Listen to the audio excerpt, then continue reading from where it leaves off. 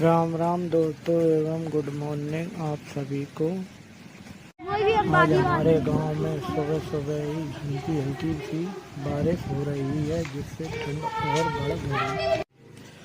आज ठंडी के कारण बच्चे स्कूल नहीं गए तो बोलने लगे, पापा जी चलो क्रिकेट खेलते हैं।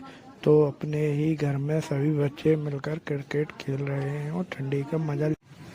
तो भाई जब हम दुकान पर आ चुके हैं तो साफ सफाई हो चुकी है और दिया बत्ती भी हो चुकी है। तो अब एक ग्राहक आ गए हैं तो उनको चलो सामान दे देते हैं। बच्चे को बल्ला खरीदना है, ठंडी के मौसम में क्रिकेट बैट बहुत बिकते हैं। दोपहर का समय है, हमारे गांव में बहुत तेज बारिश होने लगी है।